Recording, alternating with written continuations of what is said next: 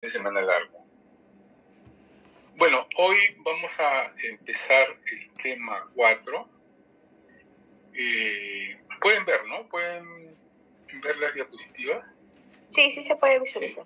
¿Sí? Ya, muy bien. Entonces, les decía que como una especie de resumen de lo visto anteriormente, constantemente voy a estar trayendo a colación temas anteriores, ¿no? Para ir redefiniendo algunos conceptos y para que quede un poco más claro si es que ya no lo tienen. Entonces, de manera general, se puede decir que la diplomática es el estudio de los documentos, ¿no? De manera genérica, pero de documentos escritos, ¿no? La clase, ayer hemos estado hablando de los documentos, qué tipo de documentos existen, ¿no? Documento como monumento, puede ser un edificio, puede ser una roca, puede ser una ruina, en fin. Pero al que le interesa el documento diplomático es un documento escrito, ¿no? Y este documento escrito es una evidencia, si se quiere, de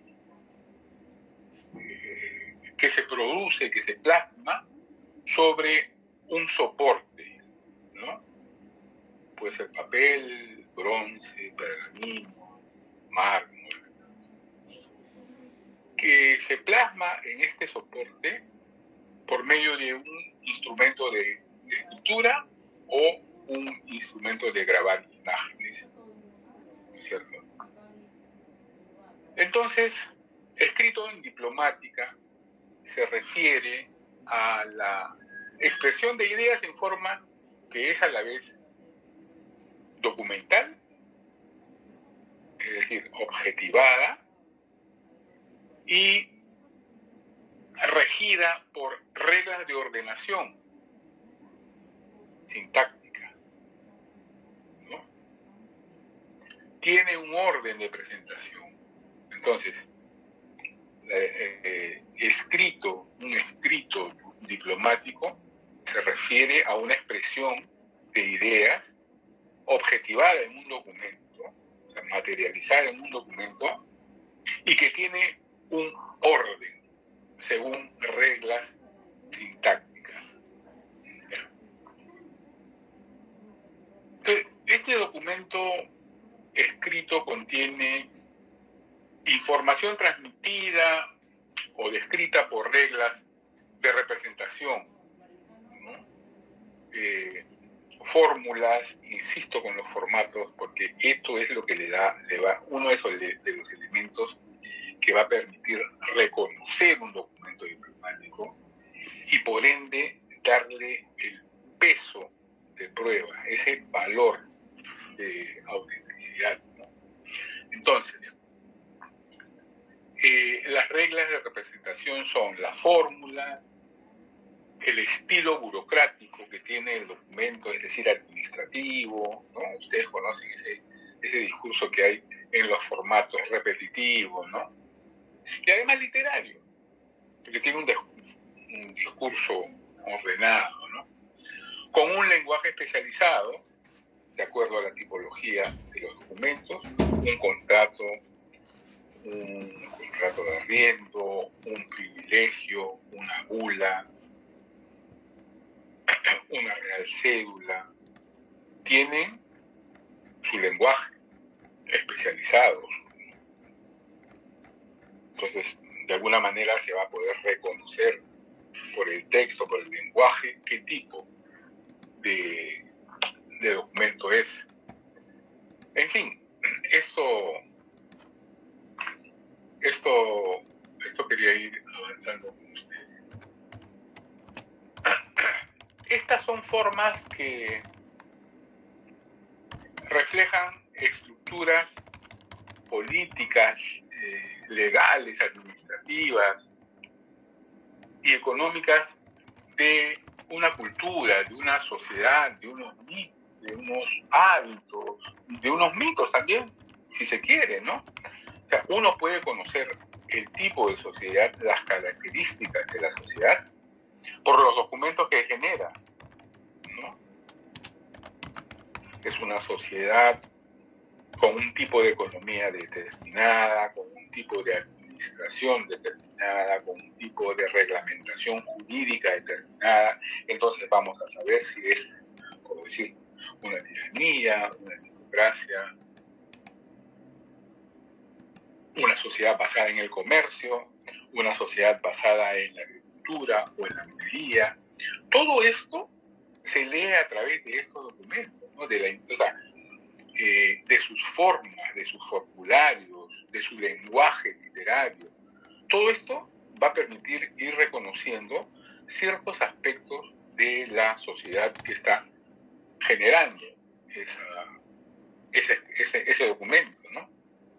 Sus costumbres, sus mitos, sus creencias, ¿no?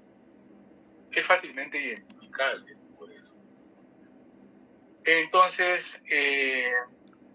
todo esto constituye parte integrante del documento escrito porque condicionan las ideas o hechos que son contenidos en el documento mismo. De alguna manera, esto es lo que sucede.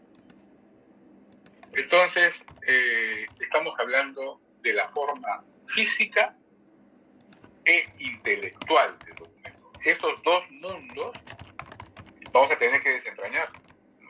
La forma física es el aspecto del papel, con todo lo que conlleva.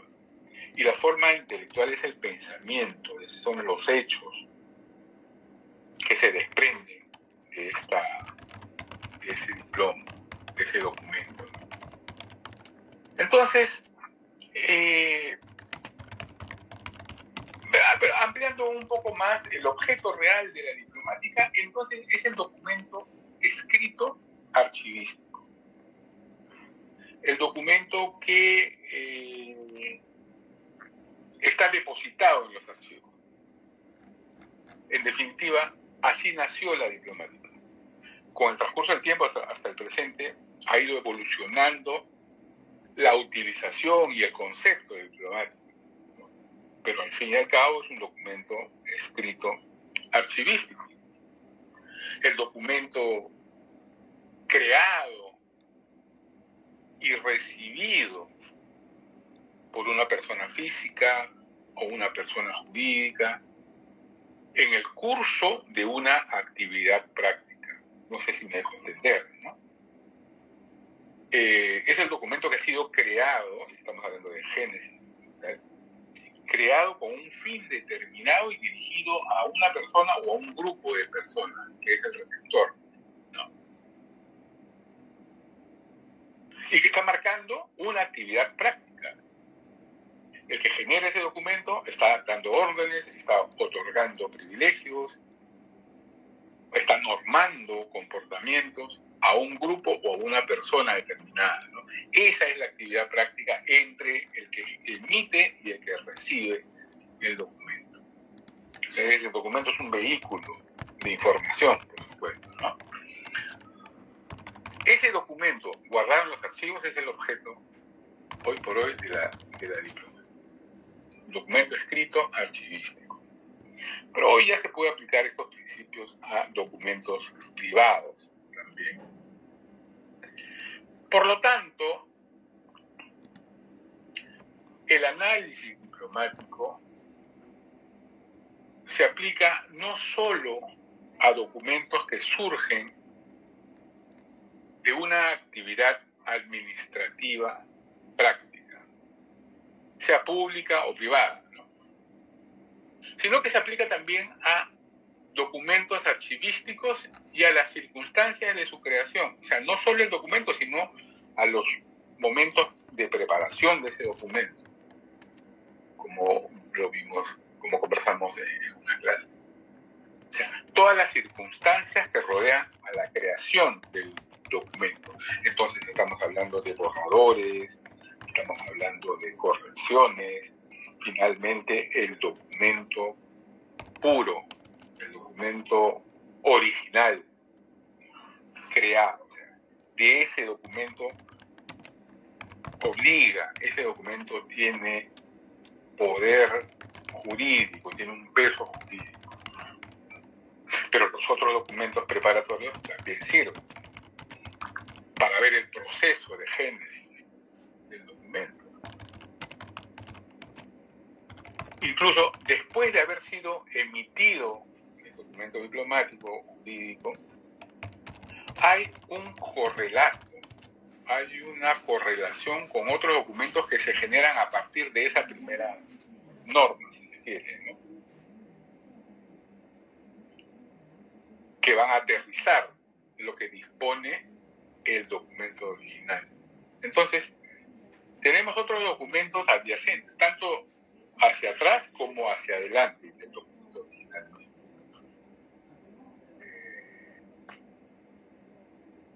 Pero si analizamos un documento archivístico, encontramos que hay más que un soporte, ¿no? Hay una forma y un contenido. No solo está el sustrato físico, el sustrato objetivado, el diploma en sí, sino que hay una forma que ordena el documento y un contenido que es transmitido. Entonces, veamos tres aspectos. El primero implica, además, la presencia de un hecho y una voluntad de manifestarlo, ¿no? Todo documento quiere plasmar, objetivar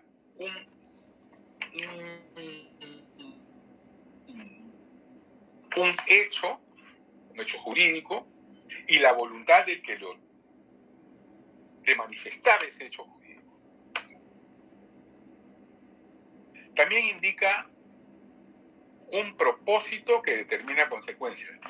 Al yo plasmar un hecho jurídico en el documento, estoy mostrando mi voluntad de patentizarlo con el propósito de generar consecuencias hacia quien va dirigido ese documento, sea persona individual, persona jurídica, colectivo. Todo este juego de elementos es el resultado de un procedimiento de creación. Este es el que conocemos como el proceso genético, el proceso, la génesis documental, y que se va a reflejar en la forma o la tipología documental. Hasta aquí estamos más o menos claros, pero me sorprende que no haya preguntas. Es un halago, eso quiere decir que me están entendiendo, queridos. Bueno, entonces, por lo tanto, continuando con nuestra conversación, por lo tanto, la diplomática se esfuerza en averiguar la autenticidad, la validez, la autoridad y la plena comprensión del contenido a través del estudio de los distintos elementos del documento. Entonces, la diplomática analiza críticamente si es que ese documento está cumpliendo todos los objetivos para los cuales ha sido concebido, ¿no? Si es auténticamente válido, si la autoridad que lo ha emitido tiene las plenas capacidades, ¿no? Y si el contenido es comprensible por quien recibe el documento, ¿no? Entonces, esto está vinculado necesariamente al derecho, ¿no? A la ciencia jurídica. Aunque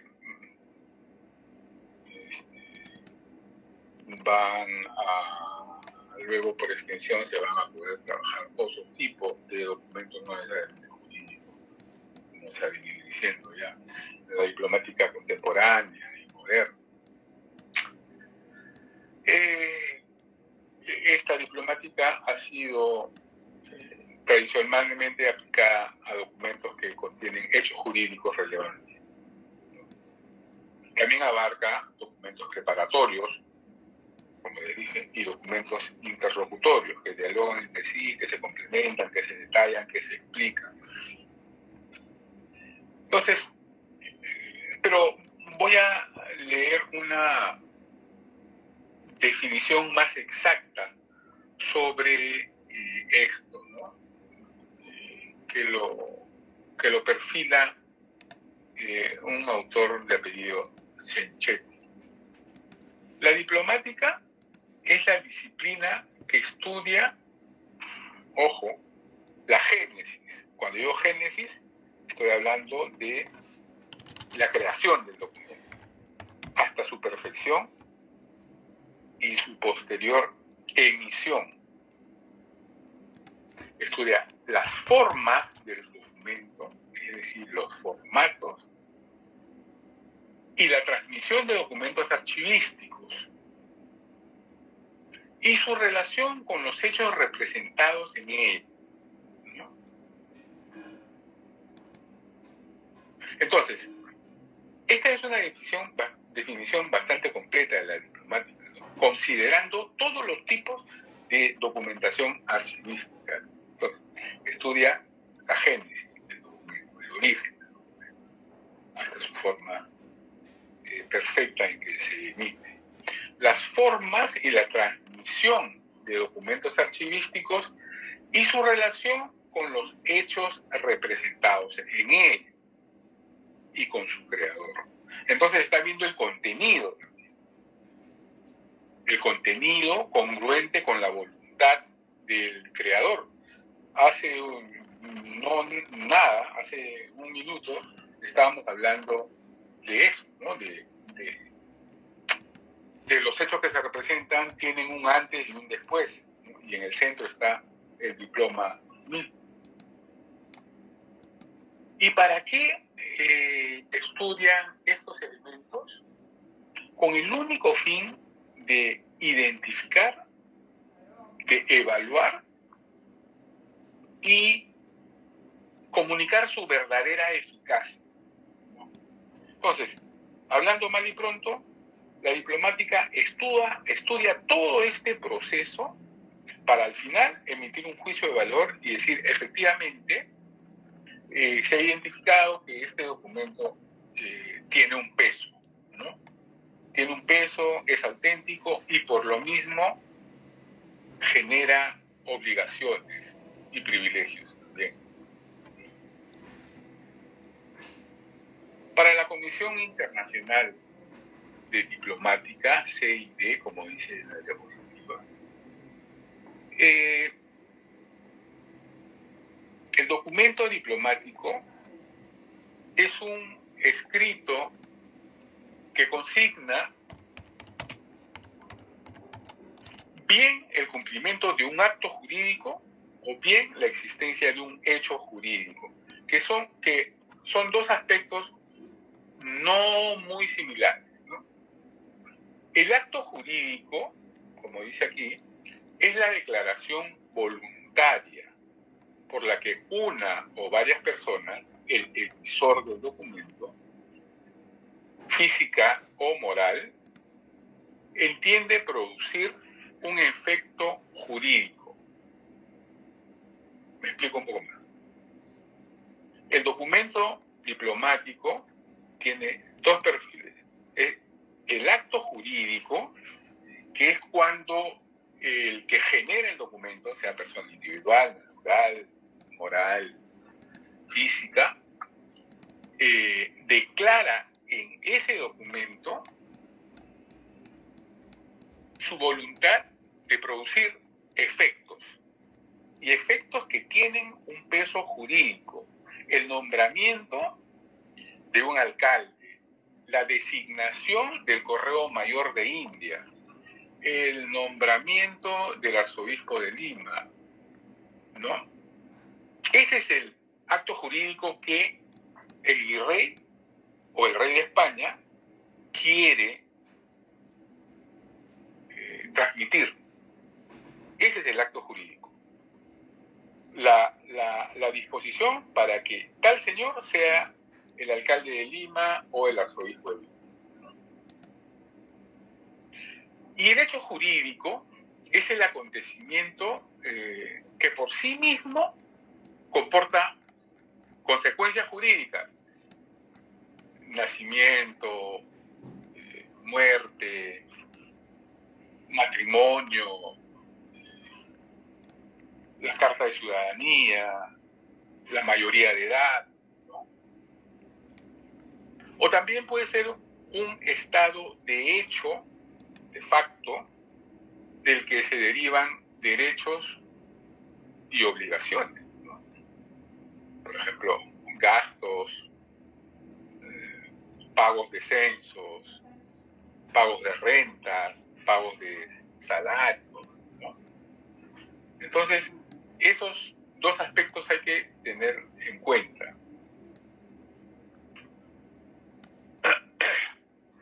Cuando los documentos, en este sentido, ¿no? Cuando los documentos son considerados por los diplomatistas herramientas para dirimir controversias, para determinar actos jurídicos y declarar que son realmente auténticos, esto tiene una naturaleza práctica, ¿no? Definitivamente. La diplomática nace precisamente para dirimir entre derechos auténticos sobre propiedades, sobre límites, sobre terreno, ¿no? Como les conté en una de las primeras clases. Nace el estudio del diploma frente a la aparición de un número bastante voluminoso de falsificaciones, ¿no? Cosa que hasta ahora sucede, ¿no? ¿Cuántos documentos falsos se están generando ahora último, ¿no? En relación a las propiedades de la beneficencia pública de Lima, para hacerse de la propiedad y vender inmuebles en el centro histórico, ¿no? Porque esas casas pertenecían a cofradías que hoy muchas de ellas ya no existen o ya no tienen la capacidad jurídica de administrarlas, han perdido, entonces esa propiedad está en un vacío. Y como todo supuestamente de las cofradías y hermandades que existían en el virreinato pasaron a formar parte del activo de la beneficencia, bueno, funcionarios inescrupulosos han inventado o reinventado, resucitado, mejor dicho, cofradías o hermandades con títulos falsificados que están reclamando la propiedad de esos inmuebles. Y entonces se les otorga la propiedad y ellos fácilmente los venden. Y solucionado, estafaron a todo el mundo, ¿no? Y así han habido un montón de casos. Entonces, cuando este documento es considerado herramienta, cuando se hace el trabajo diplomático, tiene una finalidad práctica, la de corroborar la veracidad de un hecho, en este caso de la compra-venta de inmuebles de la beneficencia, ¿no? Y eso sucede hoy, eso no es del siglo XVII, XVIII, eso sucede hoy, siglo XXI, ¿no? Han sucedido estas cosas. Pero además dice, cuando se comenzó a mirar los documentos como evidencias, como testimonio histórico, la diplomática adquirió carácter científico y objetivo, ¿no? Como herramienta y luego como carácter científico, irrefutable, ¿no es cierto? Entonces, digamos que la diplomática se ha puesto los pantalones largos para estas actividades, ¿no? Y de tal manera que son útiles a la sociedad, son útiles a la dependencia del gobierno, son útiles a los intereses de particulares hoy, ¿no? En fin, al final del curso vamos a hablar un poco sobre el documento diplomático virtual, ¿no? Que tiene complicaciones, ¿no? Y no soy yo quien para desentrañarlas, sino simplemente vamos a presentar un esbozo. Entonces, ¿cuáles son las bases del método diplomático? Bueno, las bases del método diplomático consisten, en primer término, en realizar análisis formal del documento, es decir, de las formas que presentan los diversos tipos documentales, ¿no? Que me parece que están llevando ustedes un curso de esta naturaleza, ¿no? Que se puede complementar fácilmente con diplomática, ¿no? Entonces, un primer punto, pero no por eso el más importante, ¿no? Es el análisis formal del documento. Y cuando hablamos de la forma del documento, estamos hablando de un conjunto de caracteres, de elementos externos e internos al documento, que más adelante lo voy a detallar quizá un poco más, y va a ser motivo para extendernos mucho más en otras sesiones. Pero les voy adelantando que los caracteres externos son los que pueden verse a simple vista, ¿no? El soporte, el papel, los sellos, la tinta. Y los elementos o los caracteres internos tienen que ver con el lenguaje, con el formato, con el contenido, con los hechos que se registran. Entonces, estos dos vertientes hay que analizarlas, ¿no? Otro segundo punto es el análisis de la génesis documental, de cómo se origina, que ya hemos mencionado brevemente hace un momento, cómo se elabora el documento, las etapas en la gestación y realización del diploma. Cómo empieza con un borrador, pasa a ser luego el mundum que le dicen, ¿no? Y finalmente deriva en minuta y para ser convertido en el primer original que sale. Después de esto hay copias, ¿no?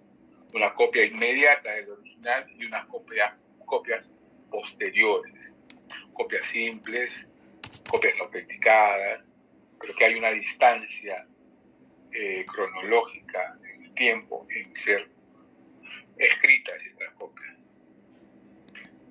Esa es la génesis documental, desde que se origina hasta que termina de cumplir su función. Luego el tercer aspecto sería un análisis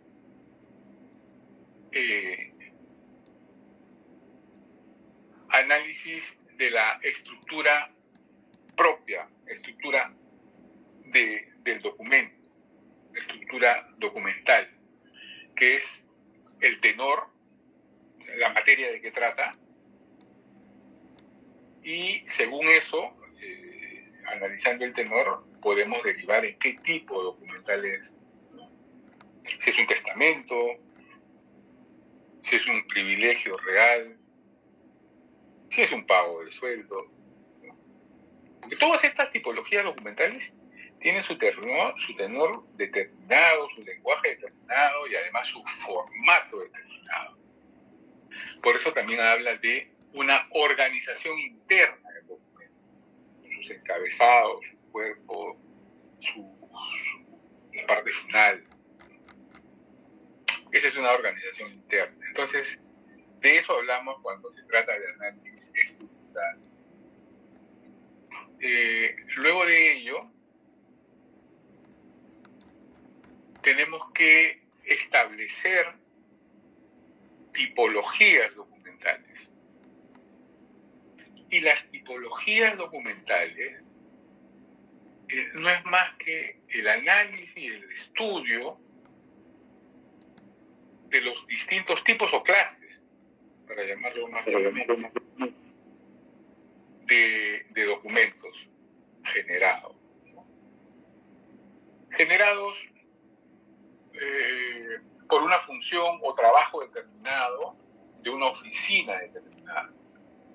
Las cancillerías reales tienen su forma, ¿no?, de escribir documentos.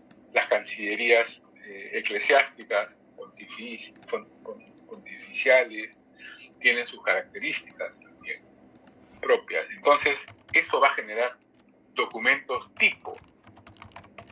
El análisis de esto nos va a permitir diferenciarlo. Puede haber casi hasta el infinito de variedad de tipologías documentales, ¿no? Pero aquí vamos a revisar las principales sobre las cuales vamos a hacer un ejercicio. Por ejemplo, va a ser difícil se puede hacer un análisis diplomático sobre cuentas, por ejemplo, sobre cuentas de fábrica de tal o cual institución, sobre actas de acuerdos particulares de una ciudad determinada. Pero lo que vamos a revisar son documentos porque son más estructurados y es más fácil acoplarnos al sistema de análisis diplomático. Vamos a trabajar documentos tipo real de cédula, ¿no?, más formales, donde es más fácil identificar estas partes que les estoy mencionando y que vamos a detallar en breve, ¿no? Entonces, así se va a poder identificar estas tipologías documentales. Entonces, les decía que es el análisis y estudio de los distintos tipos o clases de documentos que se generan por oficinas determinadas. Son documentos de la misma naturaleza todos, ¿no? Tienen el mismo modo de transmitir la información, o sea, las tipologías encierran grupos de documentos que tienen la misma naturaleza, que tienen el mismo modo de transmitir la información. Si uno ve una real cédula, ya sabe cómo son las demás reales cédulas, ¿no? Lo que cambia es el tenor, el contenido, el objeto de la real cédula, pero todos tienen la misma forma.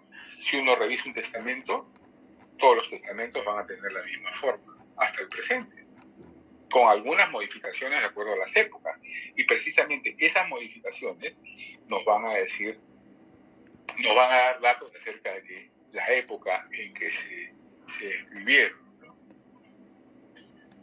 Y también los grupos tipológicos tienen la misma configuración física, ¿no? Es decir, tienen el mismo soporte, el mismo formato, la misma forma.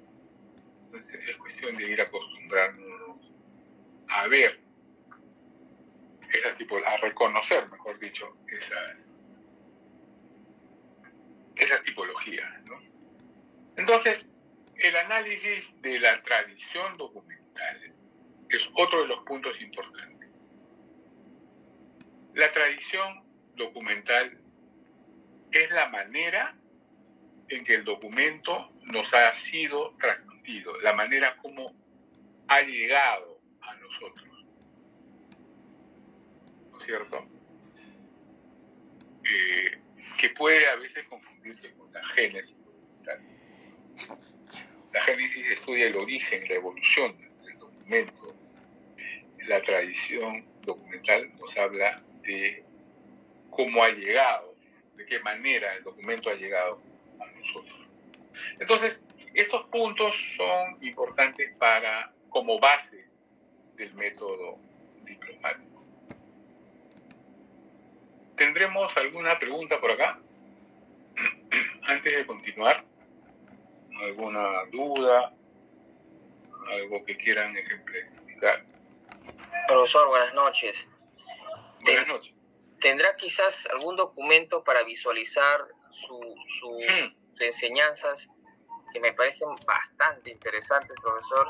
Sí tengo. Un ejemplo por ahí, como que el aprendizaje sería más significativo. Por supuesto. Gracias. Al final de la clase, voy a presentar algunos documentos para ir reconociendo ciertas partes. Todavía estamos en tiempo, ¿cierto? Entonces, dime, por favor. Te consulta, había comentado de que la tradición documental es la forma de la cual llegó el documento hacia nosotros, y génesis documental. La génesis documental es el origen, habla de la generación del documento, ¿no? Desde su concepción en la mente del autor hasta que sale de la oficina o del escritorio con las firmas y sellos que le van a dar el valor.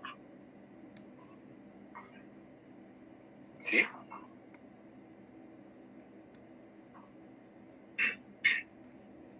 Estoy preparando unas separatas que se las voy a alcanzar. Denme este fin de semana, las termino, porque lo que yo tengo son ayudas memorias, son esquemas, ¿no? Como esto de las diapositivas, pero me gustaría prepararle un material con el desarrollo de algunas ideas, citas también, para que ustedes lo manejan clase por clase, ¿ya? Denme este fin de semana y lo de listo, para que se apoyen o lo complementen con lo que están tomando nota. ¿Sí? Entonces, si es que no hay preguntas, continuamos. Entonces,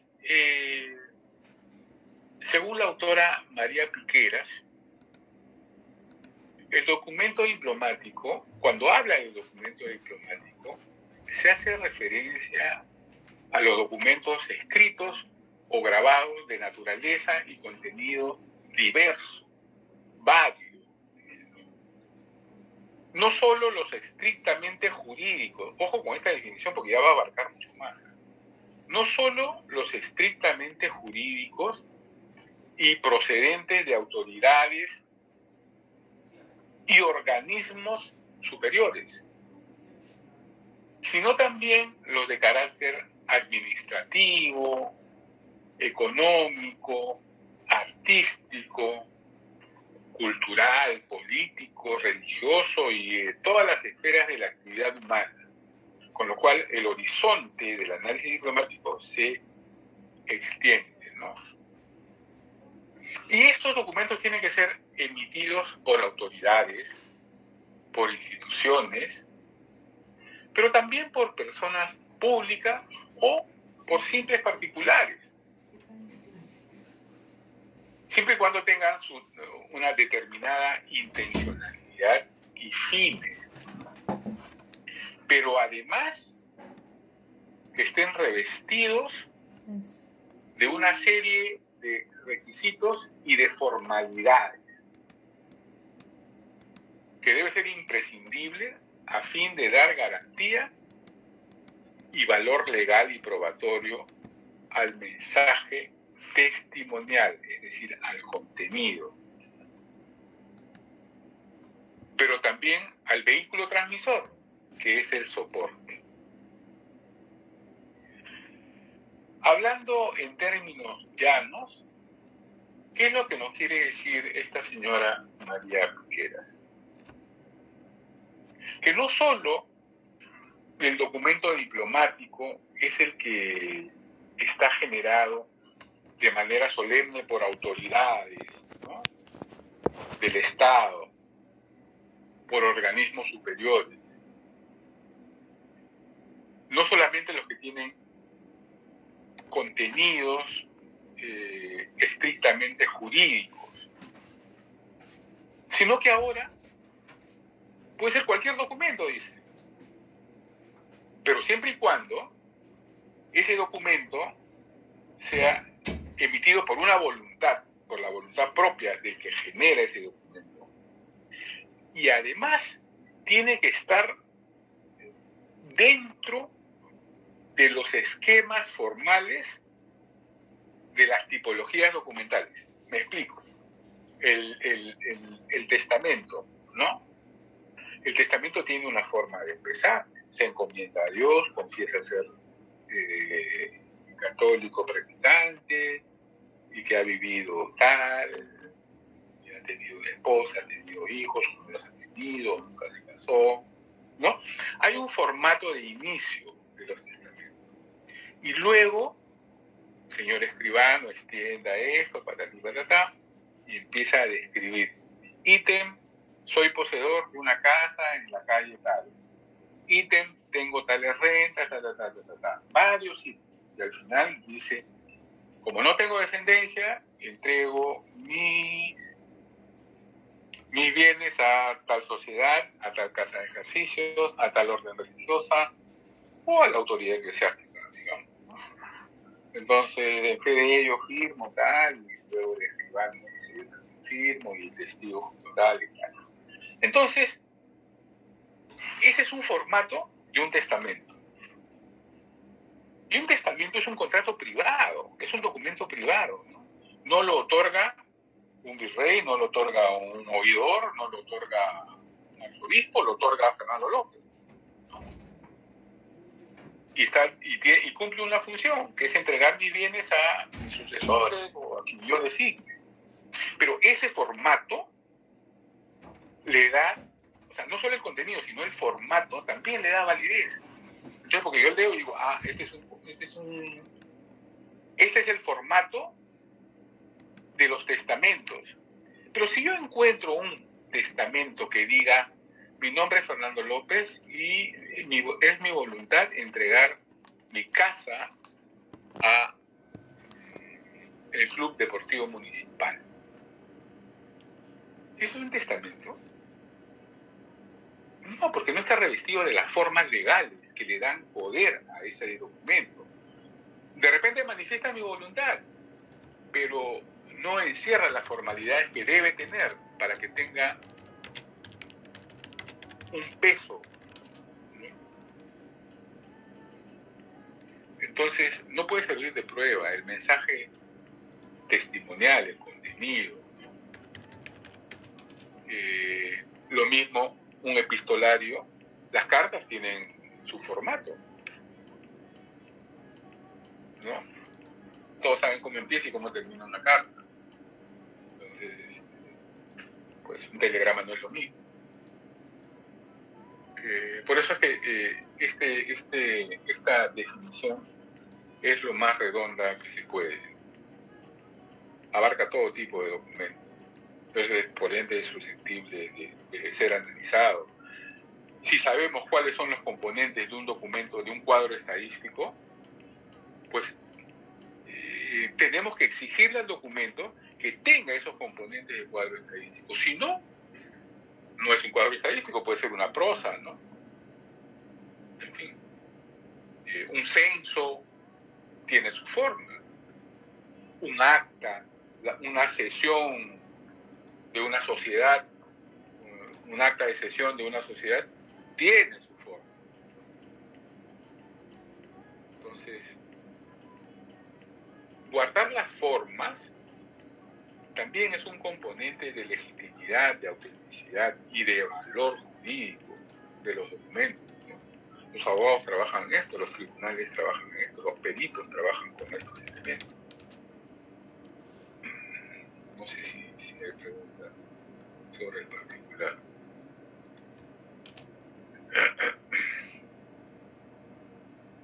Esto es lo que nos dice la señora María, que era extendiendo un poco más.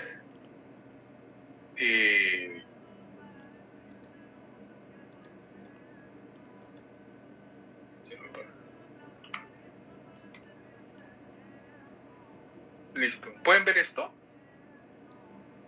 Esto, estamos hablando de los caracteres documentales. Este es un libro hecho de hojas de papel, y recalco esto, aunque parezca una verdad de perogrullo, pueden haber libros de pergamino, ¿no? Libros de papiro. En todo caso, es un libro de papel de trapo. El papel de trapo, la fabricación de papel tiene un proceso, que en su momento, cuando trabajemos el soporte escriturario, la materia escritoria, les voy a presentar unos videos de elaborar cómo se fabrica un papel de fibra y un papel de trapo. Prácticamente se deshace el trapo, se le hace podrir y luego se filtra y se quedan con las fibras, y estas fibras van a ser prensadas y secadas, y entonces van a tener este formato de papel, ¿no? Pueden estar cosidos, pero esto es para que vean uno de los soportes escriturarios, la materia escritoria y el carácter externo del documento. Vamos a analizar el tipo de papel.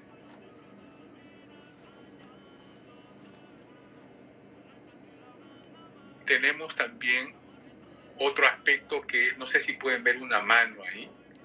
Estas son filigranas que se logran alternando las fibras del papel. Este no es papel de trapo, este es papel de celulosa, ¿no? Y las filigranas son las marcas del fabricante de papel. Hay diversidad de filigranas. Por ahí tengo varios ejemplos, ¿vale? Pueden ser mariposas, pueden ser unicornios, pueden ser caballos, pueden ser escudos. En este caso es una mano, ¿no? La flecha me parece. No me distingo bien. Pero esta característica externa es uno de los pilares para el análisis diplomático.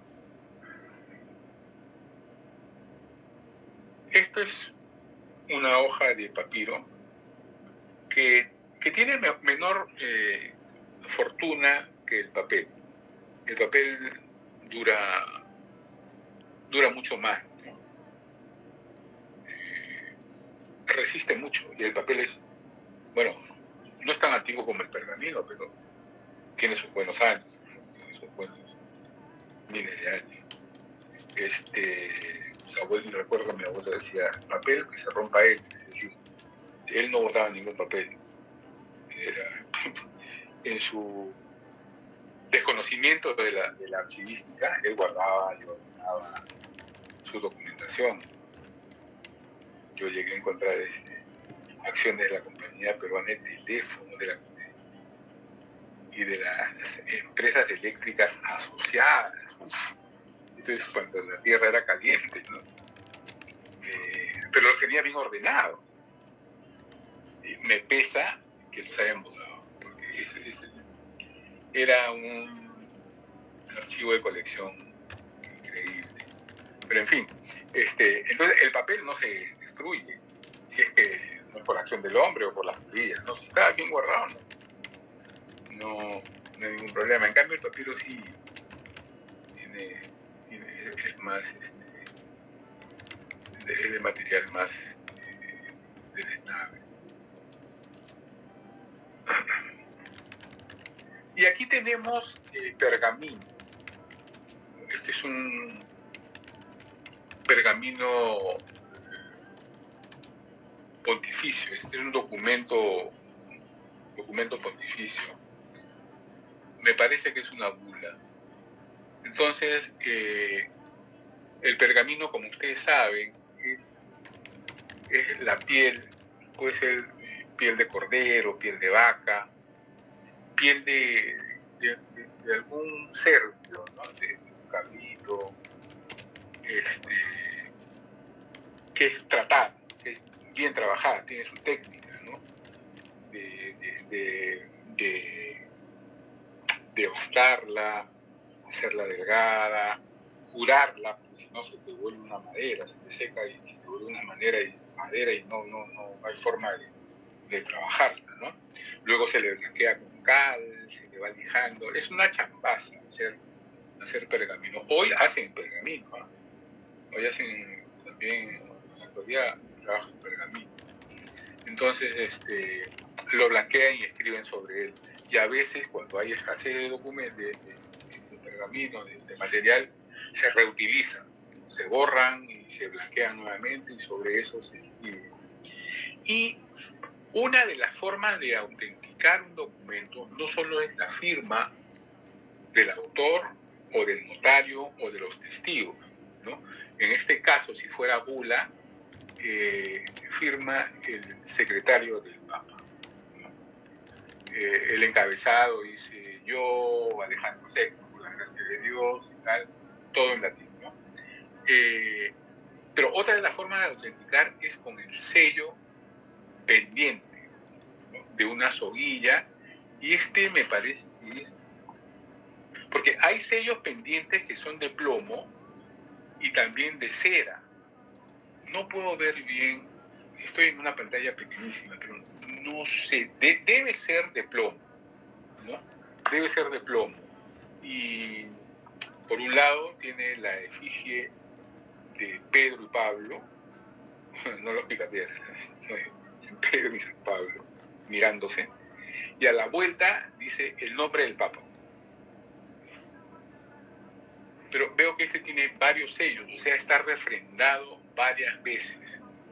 Cuando trabajemos sigilografía vamos a ver la tipología de sellos. Profesor, disculpe, una consulta. Dígame. Usted comentó que el papiro se lava, ¿no?, y se reutiliza. Pero ponele que, que haya una firma. Perdón. Sí, dígame. Después de... Claro, ponele que haya una firma, pero ¿cómo lo sustenta después si se lava y por ahí ponen otra firma o directamente no hay firma, ¿no? ¿Cómo se sabe que fue tal persona, no? Ya, muchas gracias por hacerme esa acotación. Cuando digo que se reutilizan, me refiero al caso, por ejemplo, de los libros corales. Los libros corales son esos libros enormes, de folios enormes, con tapas de madera forradas en cuero, que utilizan los religiosos para sus cantos, ¿no? Para sus cantos en las determinadas horas en que se divide el día, ¿no? Lo que le llaman el rezo de las horas, que es una forma de dividir el tiempo, que también vamos a estudiar en la cronología. Hay una parte de la diplomática que estudia la cronología. Eso también lo vamos a trabajar. Pero entonces, volviendo al tema de los libros corales, estos libros son enormes para ser vistos desde lejos, ¿no? Los monjes se sientan alrededor en las sillerías y ese libro está al centro en un facistol. Un facistol es un mueble enorme que soporta estos libros también enormes y que gira.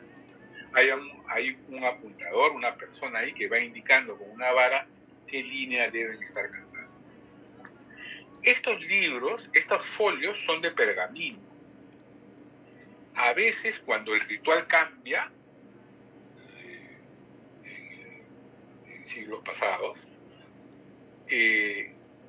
o ya está muy deteriorado el libro, he visto que han raspado estas hojas, no las remojan, las raspan con piedra pómez, y para borrar el texto del canto, y sobre él lo blanquean nuevamente y escriben, se reescribe, se reutiliza ese pergamino. No me estaba refiriendo a documentos como estos, ¿no?, documentos oficiales. Estas bulas son entregadas al interesado, pero se queda una copia en Roma, y hay una copia también que va, por ejemplo, ¿no? Yo soy el nuevo arzobispo de Lima, entonces, pero antes he sido obispo en Trujillo. Trujillo también es arquidiócesis. Obispo de Huacho, ¿no? Entonces el Papa decide promoverme a arzobispo de Lima. Entonces emite una bula dirigida a mí, nombrándome arzobispo de Lima. Emite otra misma bula al mismo tiempo, dirigida a Huacho, avisando que me han promovido al arzobispado de Lima. Y escriben una bula más a la ciudad de Lima, anunciando que yo voy a ser el nuevo arzobispo de Lima, y además de la bula que se queda en Roma. Entonces estamos hablando de 3 o 4 bulas con el mismo tenor, pero dirigidas a distintas personas. Esas bulas, no, pues, ni hablar que las van a borrar y reutilizar, a menos que las hayan robado y las utilicen para otros fines, ¿no? Para fines de falsificación de títulos y tal, pues, podría ser. Pero este tipo de documentos no se reutiliza, se hace una sola vez. Pero en caso de otro tipo, o tapas para libros, también se pueden reutilizar, ¿no? Yo tengo un libro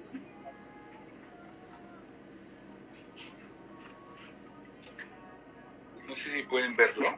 ¿Pueden ver el libro? Esta tapa está forrada con pergamino. Entonces, todavía se puede ver ¿cómo se llama? La forma burda en que ha sido cortado el pergamino. De repente ha sido reutilizado para forrar este libro, ¿no? Lo han limpiado y acá está. Aquí está. En fin. ¿Alguna pregunta más sobre esto?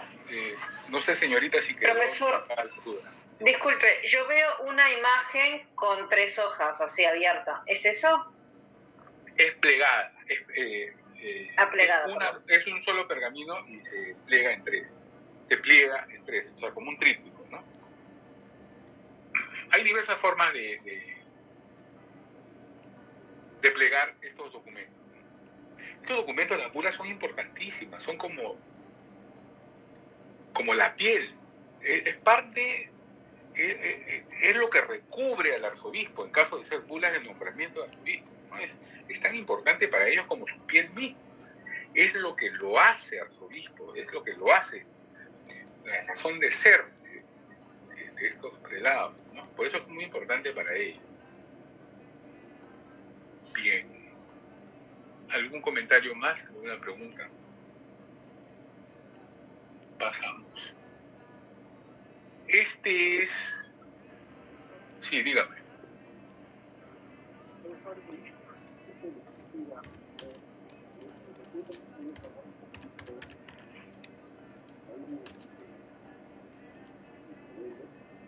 Perdón, no le escucho bien.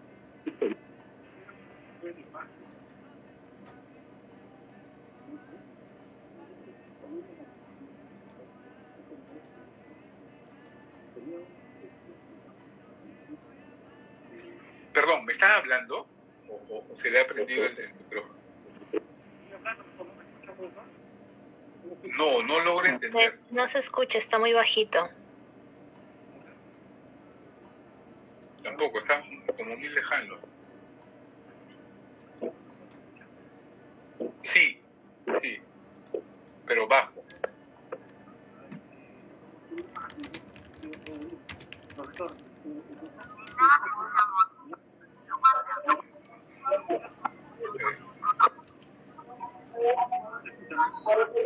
No, hay un eco tremendo. No, ahora sí te escucho.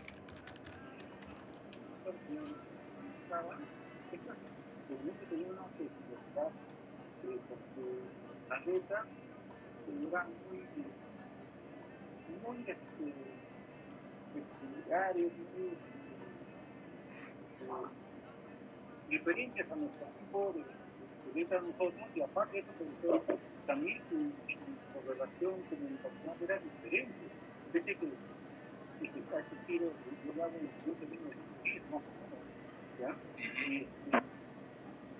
Y veo pues que ha cambiado, como decía, yo también, ¿no? El papel de texto, ¿no? Que yo hasta no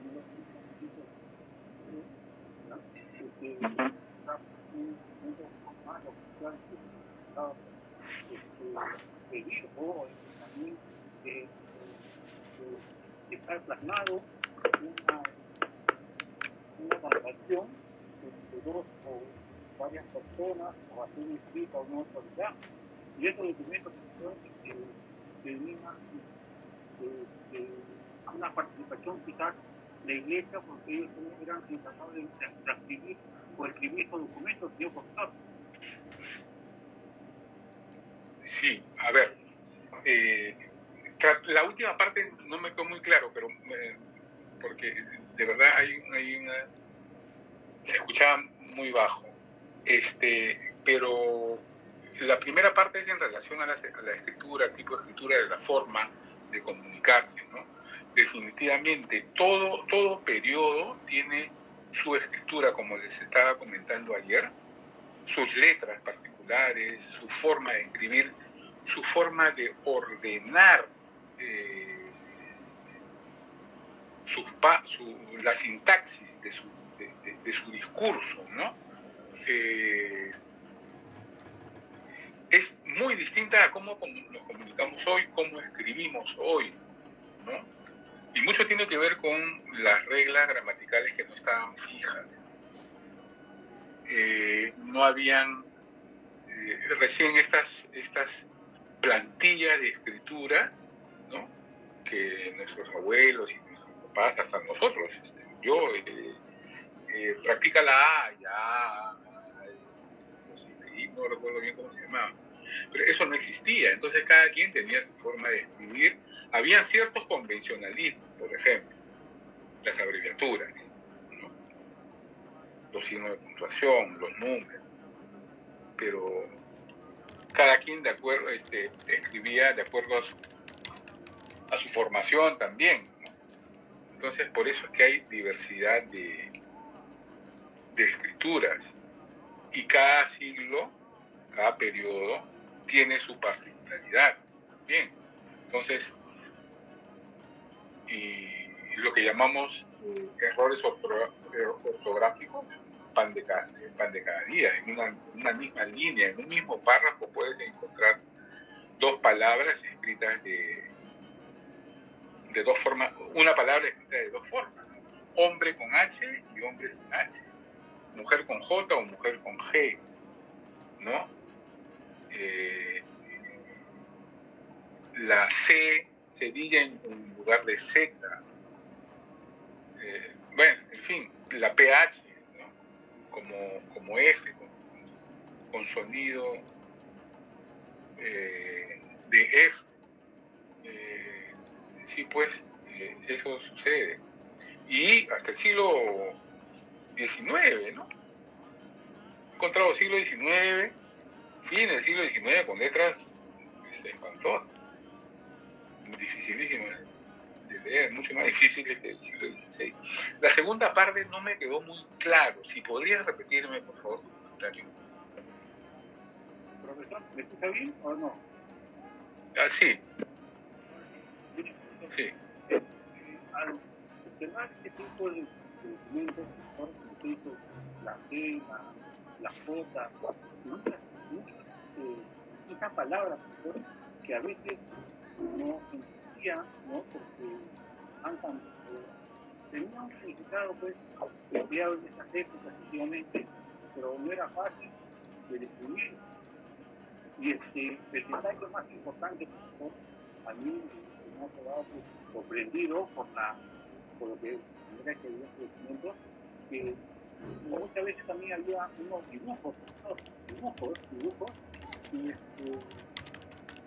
el documento perduraban, porque era un otro tipo de papel, señor profesor, no sé qué papel sería, pero el original ya falleció, no lo llegué a recuperar, pero sí tengo copias de colores pasados por copias normales, ¿no? Pero ese papel yo me acuerdo que mucho porque tocaba, era muy no sé qué papel sería, pero un papel blanco, ¿no? Un poquito más grueso, que las cuales casi 3 veces más grueso, que era sus hebras eran más anchas, como se notaba. Sí, gracias por el comentario, efectivamente. Aunque después se fue degradando el papel, ¿no? Porque ya cuando en la época industrial ya el papel se hizo más deleznable, ¿no? Antes era pues, trabajado artesanalmente. Sí, efectivamente, hasta el siglo XX uno encuentra esas cosas, ¿no? Bueno, les decía, no me acuerdo qué les decía sobre este documento, pero no le dije nada, ¿no? Pero esto es para que vean un poco la letra. Ayer les mostré un tipo de documento. Aquí, miren cómo empieza. No veo muy bien. ¿Alguien puede leer qué dice en el encabezado, señor? Sepan cómo. Qué pena que no pueda leer. Está fallando. Pero bueno, ese es el tipo, ¿no? La letra capital inicial siempre es mucho más grande que el resto, ¿no? Y ahí empieza de manera ordenada. Esta es una letra bastante legible. Lo que pasa es que mi pantalla es pequeñísima y no puedo ver bien. Pero este documento tiene un formato, responde a un formato. Todos los documentos de esta tipología van a tener esta misma estructura del cuerpo, del encabezado, del texto, de la despedida.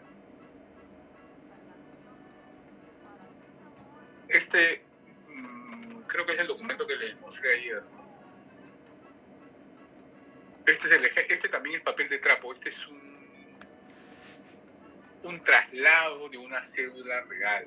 El traslado, en su momento lo vamos a trabajar más, es una copia, pero no está firmado por los autores, sino por un escribano que dice, que testifica, que da fe que ese documento es una copia fiel del original. Este traslado, por eso se llama traslado, y que cumple los mismos, tiene, el mismo peso, ¿no? En relación al comentario anterior acerca de signos y dibujos, bueno, los escribanos, para autenticar el documento, firman sobre él, por supuesto, con su rúbrica, que es muy exclusiva. No sé si la pueden ver acá. Esta es la rúbrica del escribano. A veces solamente hacen su rúbrica, por eso es bueno tener un catálogo de firmas y rúbricas de escribanos, ¿no? Y estos son signos especiales, con una especie de sello propio, ¿no? No es sello propiamente, sino esto lo hacen con la pluma. ¿Ya? Estos son signos especiales del escribano. Pueden haber dibujos también. No es extraño encontrar dibujos que van a caracterizar la autenticación de tal o cual escribano. Por ejemplo, aquí espero que se vea con nitidez, ¿no? Debajo del signo especial del escribano está el nombre, y no sé si el año.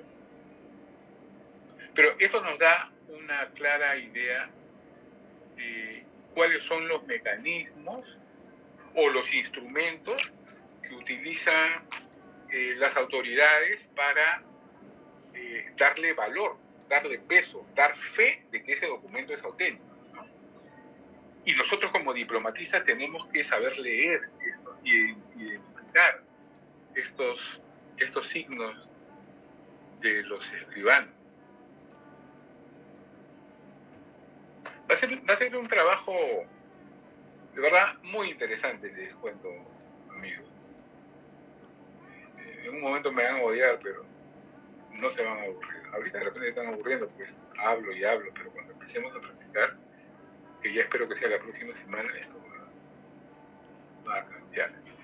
Aquí también tenemos, ¿no? Mira, los escribanos también insertaron flechas, espacios rellenos de tinta, espigas y las iniciales de sus nombres, ¿no? Pueden ver, ¿qué dice ahí? Pablo Sánchez. Esta es una escritura de fin del siglo XIX, es bastante tardía.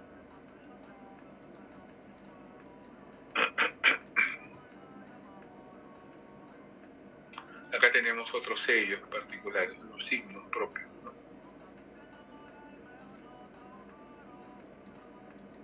Sería bueno. Dígame. Sí, profesor, no tenemos referencia, no sé qué sería el sentido, porque de cuero, no sé, porque estos sellos eran casi, que eran seriales, ¿no? Porque siempre ponían el mismo no dibujaban constantemente los sellos, sino ponían un patrón o una no, sí. sellos. Sí, es que me parece que sí, me parece que ellos registraban este sello. No es propiamente un sello, ¿no? Porque el sello es una impronta negativo que deja la huella en el documento, ¿no? Esto es hecho con pluma, al costado de la firma, para validar, para que nadie falsifique el documento. Este es un testimonio más que refuerza el valor del documento firmado. Sí, es un patrón, definitivamente. Cada escribano tiene su patrón y está registrado, ¿verdad? Y muy gracias por la acotación.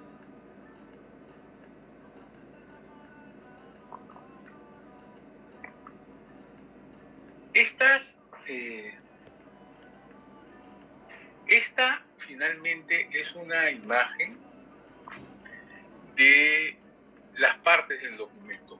A esto vamos a llegar en nuestro análisis documental. Tenemos que identificar, la próxima clase vamos a mencionar las partes, tenemos que reconocer los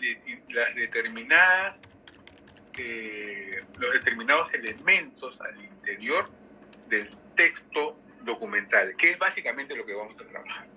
Va a ser imposible que trabajemos en un laboratorio para reconocer la tinta, cuál es el componente de las tintas, si son minerales, vegetales, qué materiales priman.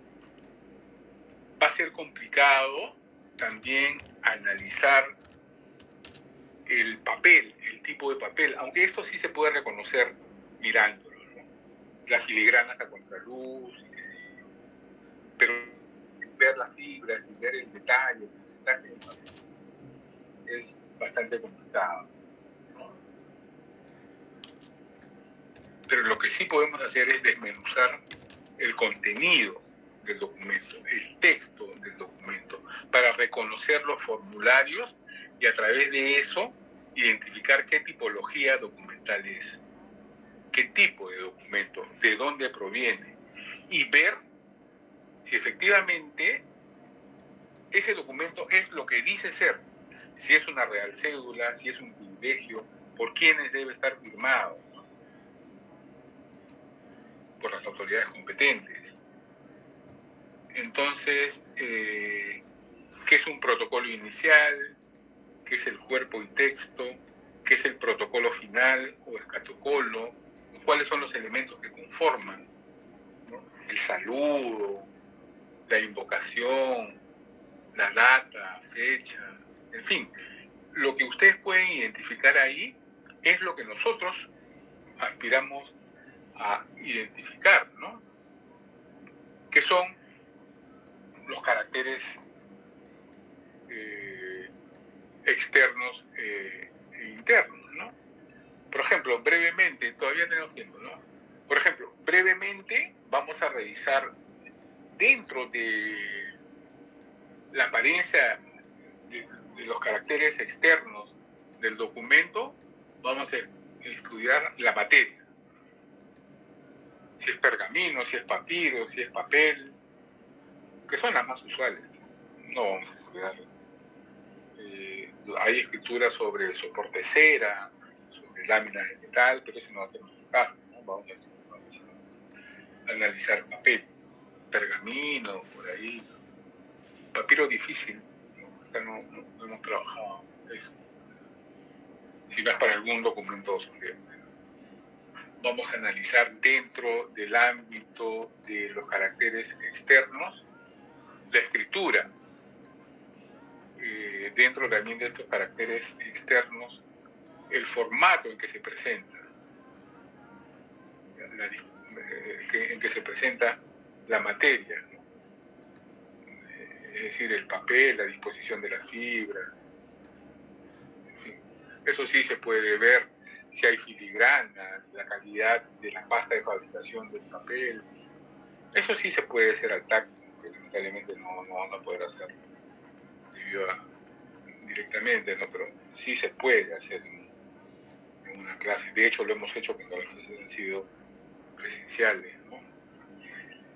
Siguiendo dentro del aspecto externo, los signos gráficos, lo que estamos mencionando, los signos especiales, que son distintos a la firma, lo que hemos estado mirando. Y los sellos, como no, que es objeto de estudio de la sigilografía.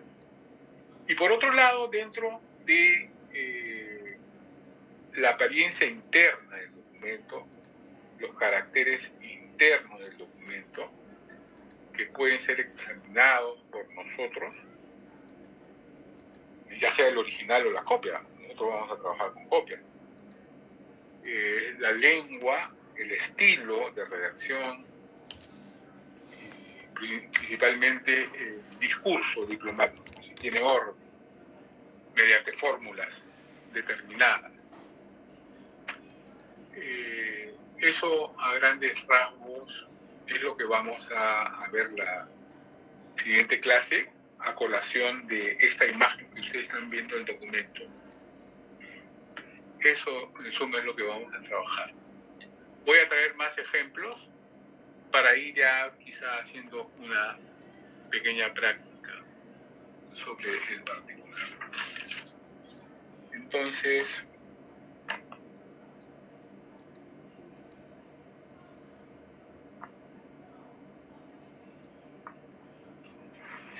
vamos a hacer 5 grupos de 5 personas, ¿les parece?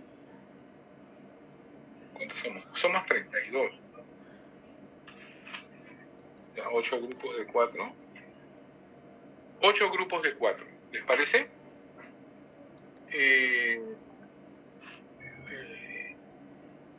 Y va a ser por orden de arbitrariamente, va a ser por orden de la lista. Los 4 primeros forman el grupo, ¿cómo se quiere llamar ese grupo? El grupo electrógeno. Bueno, grupo 1, del número, ustedes saben su número de orden, ¿no? Del número 5 al número 9, el grupo 2, del número 10 al número 14, el grupo 3,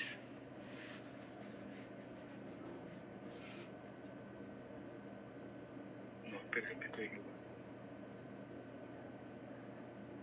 estoy haciendo grupo de 5, ¿no?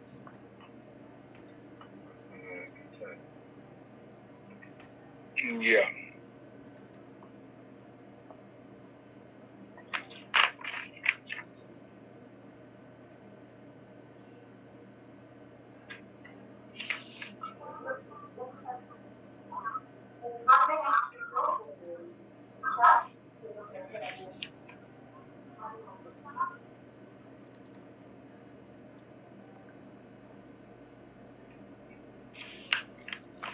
Ya. Mejor se lo voy a pasar a la señorita Paredes, los componentes de los grupos, ¿ya? Para hacerlo más ordenado, para que los trabajos sean grupales, ¿les parece? Y no estemos tan saturados de responsabilidades académicas, ¿ya? Grupos de 4, ¿no, profesor? Sí, de 4, 8 grupos de 4. ¿Ya? Y de acuerdo a la lista de asistentes. De acuerdo a la lista, sí, de acuerdo a la lista de asistentes. Mejor para no complicarnos. Sí. Ya, muy bien.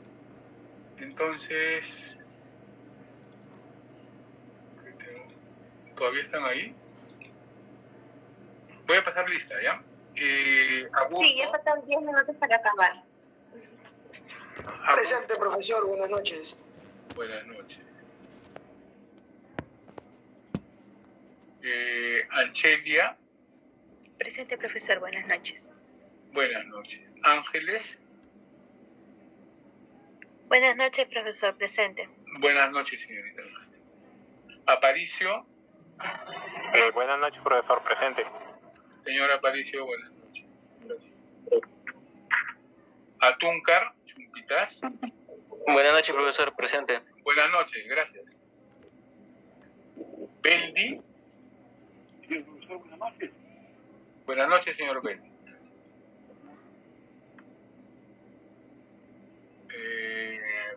Buen día. Presente, profesor. Buenas noches. Buenas noches, señorita. Gracias.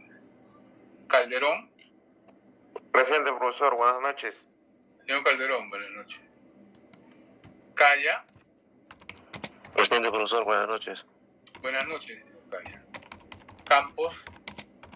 Buenas noches, profesor. Presente. Muchas gracias, señor Campos. Capristano. Capristano. Bueno. Córdoba. Buenas noches, profesor. Presente. Señor Córdoba, buenas noches. Espino. Buenas noches, profesor. Presente. Buenas noches, señorita Espino. Gutiérrez. Buenas noches, profesor. Presente. Buenas noches. Gracias. Guamán. Buenas noches, profesor. Presente. Señor Guamán, buenas noches. No se puede quejar, ya lo solté, ya no lo hice en calma.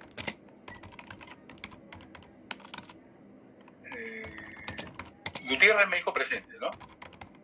Sí, profesor. Ya. Lescano. Buenas noches, profesor. Presente. Muchas gracias, señor. Mirano. Presente, profesor. Buenas noches. Buenas noches. Gracias. Muñoz. Presente, profesor. Buenas noches. Gracias, señorita Muñoz. Obando.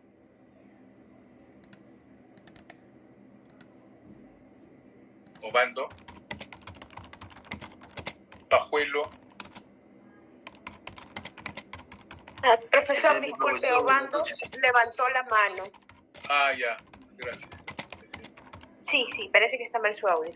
Ya. Pajuelo. Presente, profesor. Buenas noches. Señor Pajuelo, gracias. Buenas noches. Paredes. Buenas noches. Parodi. Buenas noches. Parodi.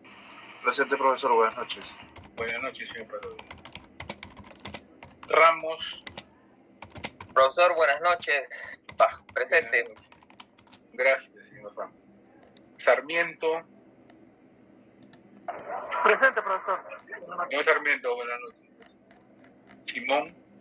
Presente, profesor. Buenas noches. Buenas noches, gracias, señor Simón. Suárez. Buenas noches. Presente. Gracias, buenas noches, señor. Tirado. Buenas noches, profesor. Presente. Gracias, señorita. Velázquez. Buenas noches, profesor. Presente. Gracias, señor Velázquez. Zavala.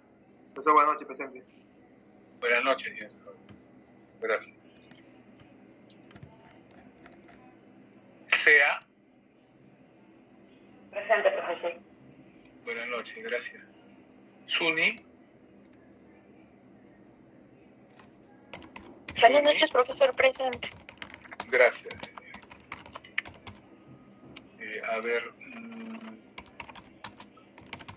¿quién nos respondió? Capristano, no está, ¿no?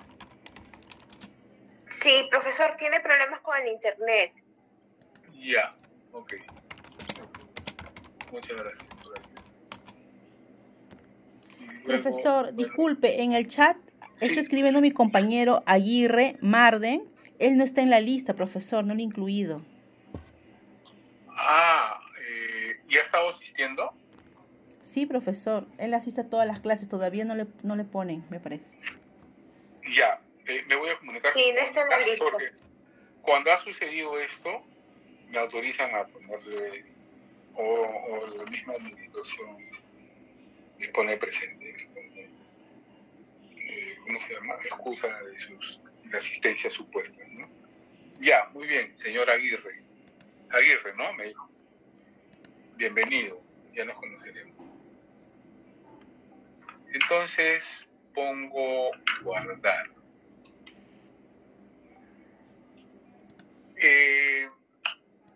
Para la próxima semana ya estos grupos constituidos vamos a empezar a dar trabajos prácticos. Prácticas, ¿cómo se dice? Dirigidas, ¿no? No prácticas calificadas todavía, porque primero hay que acondicionarlos un poco a este tipo de aventura nueva que es la diplomacia. Bueno, queridos amigos, que tengan un bonito fin de semana, descansen los que puedan descansar, los humildes mortales que trabajamos en el sector privado, vamos a hacerlo este fin de semana sin ningún problema. Que tengan una buena noche, descansen y a disfrutar el fin de semana. Cuídense mucho, ha sido un gusto verlo. Igualmente, profesor. Igualmente, Mateo.